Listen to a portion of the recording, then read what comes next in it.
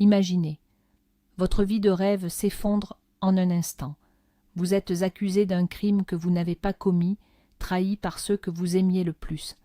Et alors que les portes de la prison se referment sur vous, vous croisez le regard de la dernière personne que vous vous attendiez à voir, l'homme dont vous avez brisé le cœur des années auparavant et qui porte aujourd'hui l'uniforme de votre geôlier. C'est l'histoire d'Élise, une descente aux enfers où chaque jour est une lutte pour la survie et où le passé revient la hanter de la plus cruelle des manières. Restez avec nous, car cette histoire vous glacera le sang. Il y a 6 mois à peine, Élise Dubois menait une vie idyllique à Marseille. Mariée à Marc Blanchard, un restaurateur charismatique et prospère, elle gérait une partie de son empire naissant. Leur restaurant, niché entre le vieux port et les quartiers chics, était le symbole de leur réussite. Mais ce bonheur apparent cachait une fêlure. 4 ans plus tôt, Élise avait brusquement rompu ses fiançailles avec Julien Moreau, un étudiant en droit passionné et sincère, pour tomber sous le charme fulgurant de Marc. Une décision qu'elle pensait être la bonne. Le conflit a éclaté lorsqu'un partenaire commercial de Marc, Antoine Lefebvre, a frôlé la mort par empoisonnement lors d'un dîner d'affaires. Toutes les preuves méticuleusement placées accusaient Élise. Son mari, dévasté en apparence, n'a rien pu faire. Condamnée, trahie, elle a été envoyée au centre pénitentiaire des Baumettes pour purger une peine de 6 ans, laissant derrière elle les ruines de sa vie et un mari dont elle commençait à douter de la sincérité. La porte du fourgon cellulaire grince en s'ouvrant, libérant une bouffée d'air chaud et salé, typique de Marseille. Élise plisse les yeux, aveuglée par le soleil brutal qui se réverbère sur les murs beiges et menaçants des Baumettes. Une main gantée la pousse brutalement en avant. L'odeur la frappe en premier, un mélange âcre de désinfectant, de sueur et de désespoir. Chaque pas sur le béton usé résonne dans le silence oppressant, un écho à son cœur qui bat la chamade. Elle avance dans un long couloir au néon blafard, ses vêtements civils, derniers vestiges de son ancienne vie, semblant déplacés dans cet univers de grisaille. Le bruit métallique des grilles qui se referment derrière elle sonne comme une condamnation finale, bien plus terrible que le verdict du juge. Le monde extérieur n'existe plus. Ici, elle n'est plus Élise Dubois, elle est le matricule 734. Le processus de déshumanisation est rapide, efficace. On lui ordonne de se déshabiller sous le regard indifférent d'une gardienne fatiguée. La fouille est humiliante, froide. On lui jette ensuite un uniforme rêche, mal coupé, qui gratte sa peau comme du papier de verre. Alors qu'elle enfile la blouse informe, son regard se perd dans le couloir, et c'est là qu'elle le voit. Derrière la vitre blindée d'un poste de contrôle, un visage surgit du passé, des yeux bleus intenses, une mâchoire carrée qu'elle a tant aimée. Julien Moreau, son Julien. Il porte l'uniforme bleu marine des surveillants pénitentiaires. Le souffle d'Élise se coupe. Un vertige la saisit. Leurs regards se croisent une fraction de seconde. Voit-il en elle la femme qu'il allait épouser ou juste une détenue de plus? Il détourne les yeux, le visage impassible, mais Élise a vu. Elle a vu le choc, l'éclair d'incrédulité. Son pire cauchemar vient de prendre une nouvelle dimension, encore plus tordue. Poussée sans ménagement, elle pénètre dans la cellule commune. Une puanteur de renfermé et de tabac froid l'accueille. 20 paires d'yeux hostiles se tournent vers elle, la jaugeant, la déshabillant du regard. Une femme massive, le visage dur et le crâne à moitié rasé, s'approche d'elle en se dandinant. « Tiens, qu'est-ce qu'on a là? Une petite princesse égarée ?» Sa voix est rauque, cassée. C'est Valérie Rossi, que tout le monde ici appelle Val la Brute. À ses côtés, une femme plus petite, une longue cicatrice lui barrant la joue gauche, ricane. Corinne, la balafrée. « Alors, la nouvelle, tu sais pas dire bonjour? T'as perdu ta langue ?» demande Valérie en lui pinçant le menton. Élise recule, tremblante. La peur lui noue la gorge. Elle comprend immédiatement qu'ici, la moindre faiblesse est une invitation à la violence. Elle vient d'entrer dans la fosse aux lions et elle est la seule proie. « Je m'appelle Élise, murmure-t-elle, sa voix à peine audible. Valérie éclate d'un rire gras. Élise, oh, la belle affaire, on s'en fout de ton nom, la princesse. Ici, ce qui compte, c'est ce que t'as fait pour atterrir dans notre palace. » Elle fait un cercle autour d'Élise comme un requin. « T'es une voleuse, une dileuse, ou t'as buté ton mec ?» Élise reste muette, le regard fixé au sol. La provocation est insupportable. Corinne s'empare de son maigre sac de paquetage et le vide sans ménagement sur une couchette crasseuse. Quelques sous-vêtements, une brosse à dents, un livre. Rien d'intéressant, Val. La bourgeoise n'a rien ramené pour nous, lance-t-elle avec déception. Valérie se penche vers Élise, son haleine fétide lui brûlant le visage. « T'inquiète pas, ma jolie, on va t'apprendre les règles. Et la première, c'est que tout ce qui est à toi est à moi. » Elle lui arrache le livre des mains et le déchire en deux. Le message est clair. Sa survie ici sera un combat de tous les instants. Alors qu'Élise, anéantie, ramasse ses maigres affaires, une main se pose sur son épaule. Elle sursauta, s'attendant à un nouveau coup, mais le contact est doux. Elle se retourne et voit une jeune femme aux cheveux bruns coupés courts et aux yeux vifs et intelligents. « Fais pas attention à elle, ce sont juste des chiennes qui aboient, » lui chuchote-t-elle. « Je m'appelle Camille. Trouve-toi une couchette libre là-haut, laisse-les tranquilles et elles te laisseront tranquille. » Peut-être. La voix de Camille est un baume sur la terreur brute qu'Élise ressent. Elle lui offre un petit sourire triste. Bienvenue en enfer. On s'y fait. Ou pas. Élise hoche la tête, incapable de parler. Elle grimpe en silence sur la couchette du haut, la plus éloignée du groupe de Valérie. S'allongeant sur le matelas fin et bosselé, elle fixe le plafond en béton taché. Des larmes silencieuses commencent à couler sur ses tempes. Elle repense à Julien. Son gardien, son ancien amour. Comment cette situation absurde et cruelle est-elle possible? La première nuit est une torture. Les ronflements, les toux, les murmures des autres détenus l'empêchent de trouver le sommeil. L'air est vicié, irrespirable. Chaque grincement de couchette, chaque bruit dans le couloir la fait sursauter. Des images de sa vie d'avant défilent dans son esprit. Un dîner aux chandelles avec Marc sur le vieux port, le goût du vin blanc, sa main dans la sienne. Était-ce réel? Tout semble si lointain, comme un film dont elle n'aurait été qu'une spectatrice. Puis l'image de Julien la submerge. Le jour où il l'a demandée en mariage, dans une calanque au coucher du soleil, la pureté de son amour, la douleur dans ses yeux quand elle lui a annoncé qu'elle le quittait pour Marc. Elle a brisé cet homme, et aujourd'hui, le destin, dans son ironie la plus féroce, les a réunis de cette façon. Il détient les clés de sa cage. Est-il venu ici par hasard, ou est-ce une forme de vengeance cosmique? Le réveil à 6 heures du matin est brutal. Un hurlement dans le haut-parleur, suivi du fracas des portes qui se déverrouillent. La routine de la prison s'installe, implacable. L'appel, la toilette sommaire dans des douches collectives froides et sales, puis le petit déjeuner. Une bouillie tiède au goût indéfinissable et un café qui n'est qu'une eau noirâtre. Élise force chaque bouchée sous le regard amusé de Valérie et Corinne. Plus tard, c'est l'atelier de couture. Des dizaines de femmes assises en rangée devant des machines à coudre industrielles dans un vacarme assourdissant. L'odeur de tissu et d'huile de machine est entêtante. Élise n'a jamais cousu de sa vie. La surveillante, une femme au visage sévère, lui désigne une machine. « Ta place est là, t'as un quota à respecter. Si tu traînes, pas de promenade. » Camille, assise à la machine voisine, lui fait un clin d'œil encourageant. « T'en fais pas, je vais te montrer. » C'est pas sorcier, fais juste gaffe à tes doigts. Les jours se suivent et se ressemblent, une litanie de grisailles et d'humiliations. Élise apprend à se faire discrète, à marcher les yeux baissés, à ne jamais croiser le regard de Valérie.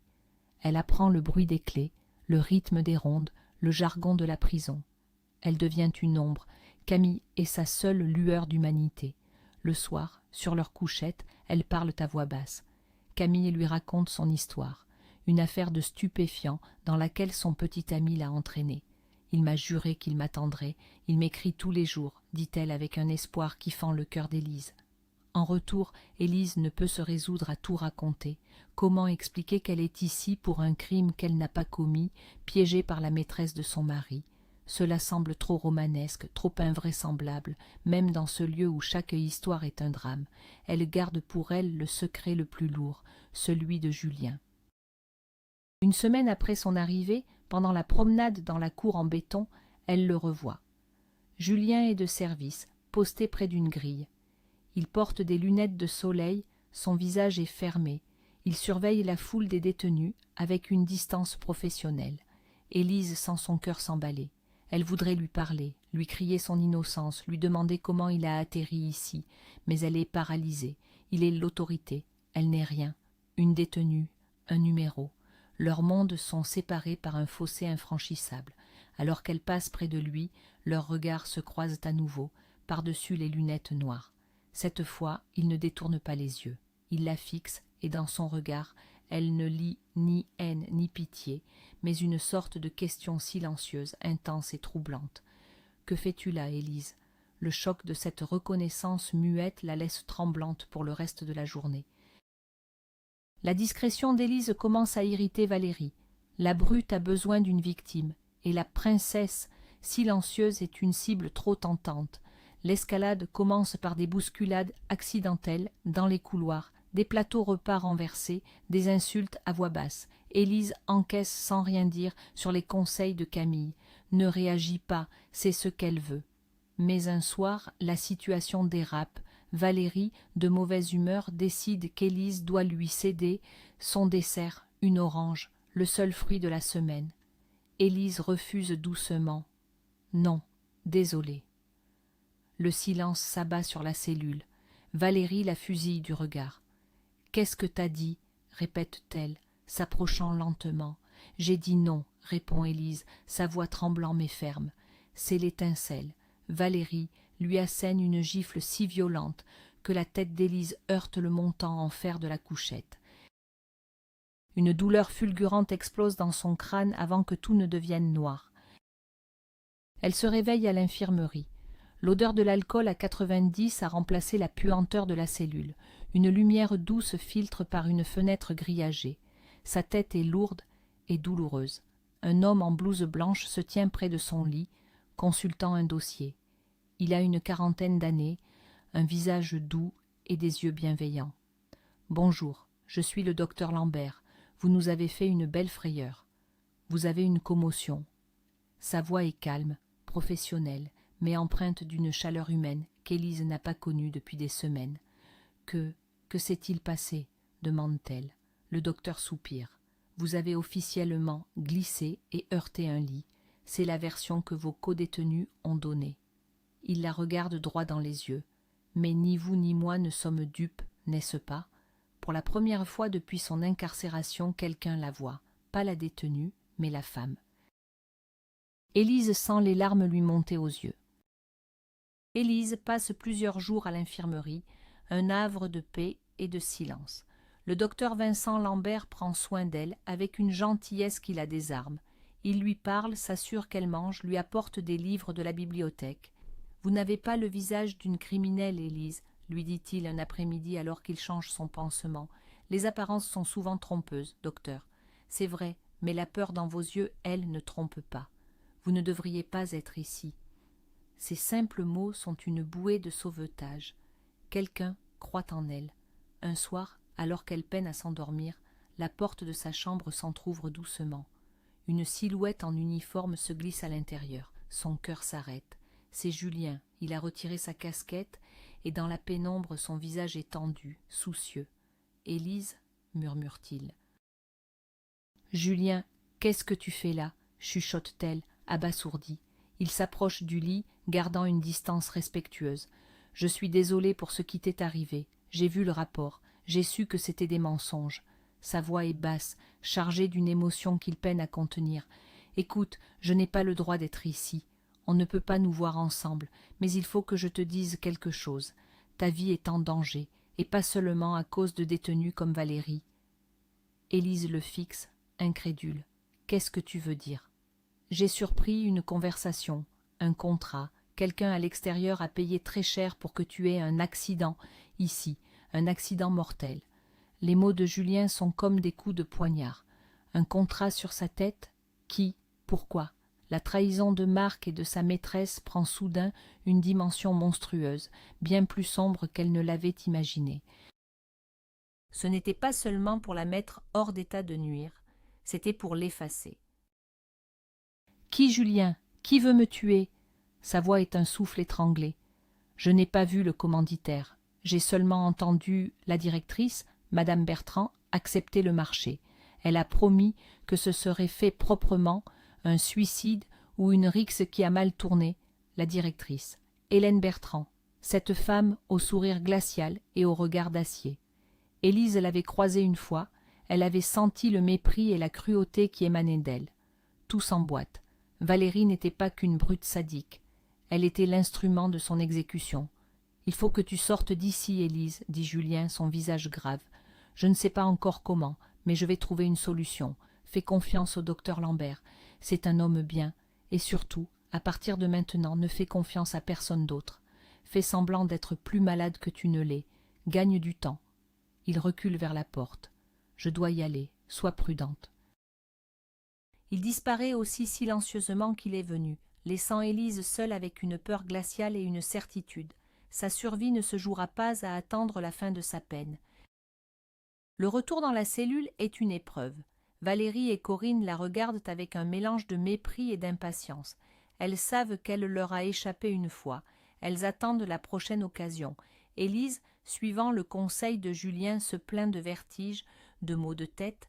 Elle joue la comédie de la convalescente fragile, ce qui lui vaut les sarcasmes des brutes, mais lui permet d'éviter les corvées les plus dures. Camille est inquiète. « Qu'est-ce qui se passe, Élise? Tu n'es plus la même depuis l'infirmerie. » Élise ne peut rien lui dire. Le secret la ronge, l'isole. Chaque jour, elle espère un signe de Julien, un plan, n'importe quoi. Les semaines passent. La tension est palpable. Valérie semble attendre un ordre.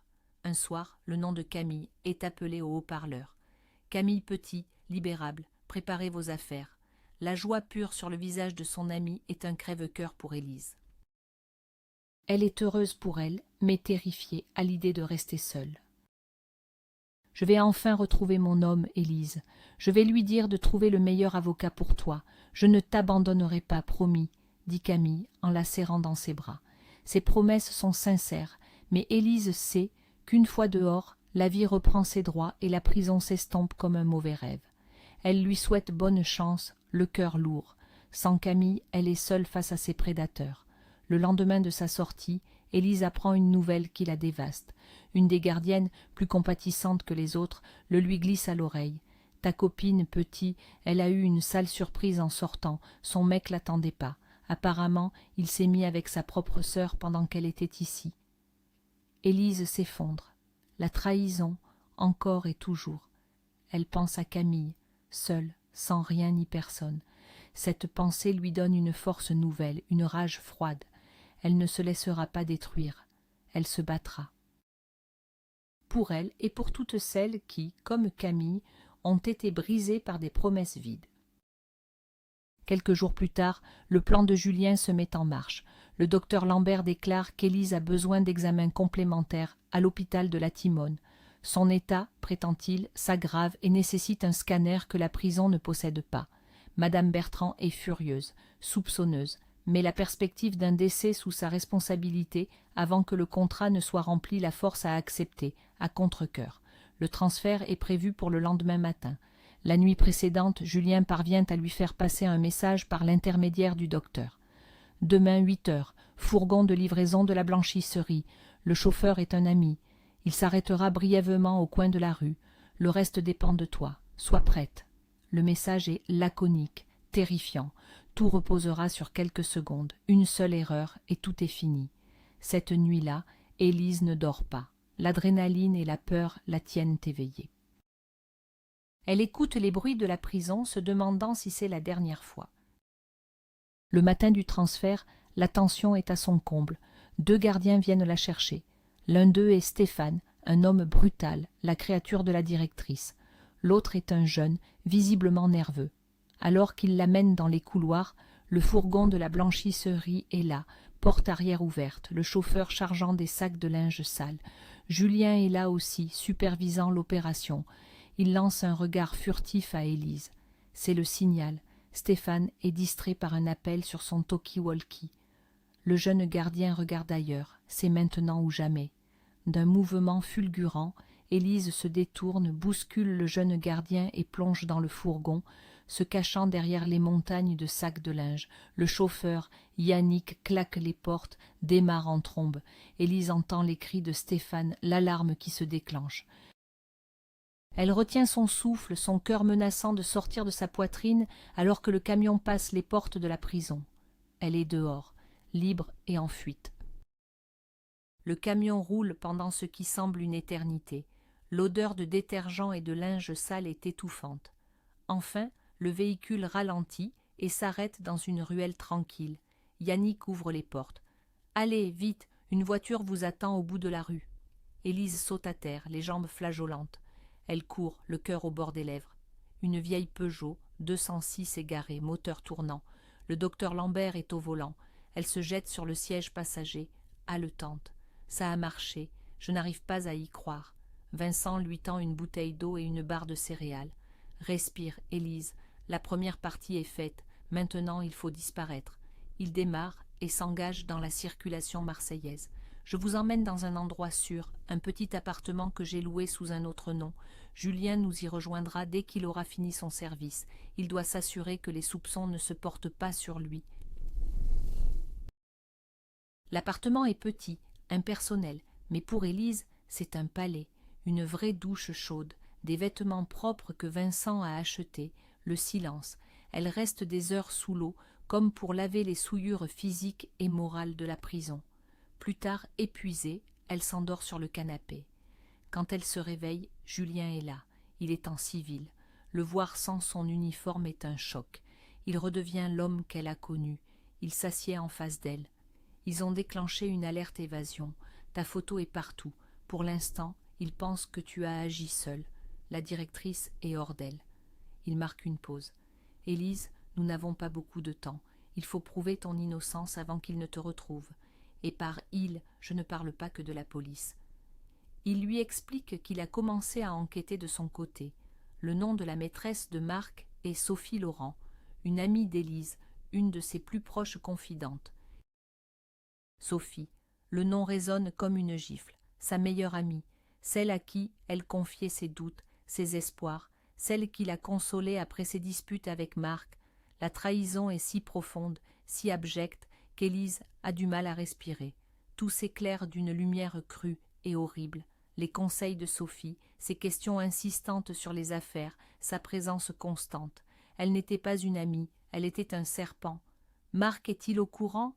Est-il complice? Demande Élise, la voix brisée. C'est ce que nous devons découvrir, répond Julien. Mais une chose est sûre, Sophie gère maintenant tes restaurants, elle a tout pris. La rage remplace la douleur, une fureur froide et déterminée. Ils ne s'en tireront pas comme ça. Elle va récupérer sa vie, et ils paieront pour ce qu'ils ont fait. Leur trio improbable se met au travail. Vincent, grâce à ses contacts dans le milieu médical, obtient des informations sur le produit utilisé pour empoisonner Antoine Lefèvre. Julien, avec son expérience juridique et sa connaissance des rouages internes, cherche des failles dans l'enquête initiale. Élise, elle, apporte sa connaissance intime de Marc et Sophie. Ils ont besoin de plus d'aide. Élise pense à Camille. Il faut la retrouver. Elle a été trahie, elle aussi. Elle nous aidera. Retrouver Camille n'est pas facile, mais Julien finit par la localiser dans un foyer pour femmes du centre-ville. Quand Élise la revoit, Camille est méconnaissable. L'étincelle dans ses yeux a disparu. Mais, en voyant Élise libre, une lueur de combativité renaît. Elle accepte de les aider sans hésiter. Ces salauds ne gagneront pas, dit-elle, les poings serrés. Leur plan est audacieux. Camille, avec une nouvelle coupe de cheveux et un look différent, va se faire embaucher comme serveuse dans l'un des anciens restaurants d'Élise, celui où l'empoisonnement a eu lieu. Son objectif, observer Sophie, écouter les conversations, chercher des indices. Elle ne me reconnaîtra jamais, assure Camille. En prison, on apprend à changer de visage. Pendant ce temps, Julien décide de recontacter Antoine Lefèvre, la victime. L'homme d'affaires a survécu mais reste traumatisé. Au début, il est méfiant, mais Julien réussit à le convaincre. Élise est innocente. Elle a été piégée, tout comme vous. Aidez-nous à faire éclater la vérité. Lefebvre, qui a toujours eu des doutes sur le rôle de Marc, accepte de coopérer. Il leur révèle un détail crucial. Le soir du drame, il a vu Sophie manipuler la carafe d'eau sur leur table, juste avant qu'ils ne se sentent mal. À l'intérieur du restaurant, Camille joue son rôle à la perfection. Elle découvre rapidement que Sophie dirige l'établissement d'une main de fer, mais qu'elle est aussi nerveuse, paranoïaque. Elle passe des appels téléphoniques à voix basse, et Camille surprend des bribes de conversation, des mots comme « problème »,« baumette », elle ne doit jamais sortir. Un soir, elle la voit rencontrer un homme dans l'arrière-salle. C'est Stéphane, le gardien, la pièce manquante du puzzle. Sophie le paie pour obtenir des informations de l'intérieur de la prison, et probablement pour s'assurer qu'Élise soit réduite au silence. Camille réussit à prendre une photo de leur échange avec son téléphone. La preuve est accablante. La directrice, le gardien, la maîtresse, tous sont liés. Il ne manque plus que le maillon final, Marc. Pour piéger Marc, ils ont besoin d'un appât. Antoine Lefebvre accepte de jouer ce rôle. Il contacte Marc, prétextant vouloir discuter d'une nouvelle opportunité d'affaires, un moyen de tourner la page. Méfiant mais cupide, Marc accepte un rendez-vous dans un lieu public, un café sur la Canebière. Julien et Élise sont installés à une table voisine, déguisés, équipés d'un micro. La conversation commence. Lefebvre est brillant. Il amène Marc à parler de la nuit du drame, de sa pauvre femme injustement condamnée. Poussé dans ses retranchements, Marc finit par craquer. Je ne savais pas que Sophie irait si loin. Je pensais qu'elle voulait juste lui faire peur, la discréditer. Je n'ai jamais voulu qu'elle aille en prison. L'aveu est là, enregistré. Il n'était pas le cerveau, mais il était complice. Sa lâcheté a détruit la vie d'Élise. Avec l'enregistrement de Marc et la photo de Sophie et Stéphane, ils ont assez de preuves pour aller voir la police, mais pas n'importe quel commissariat.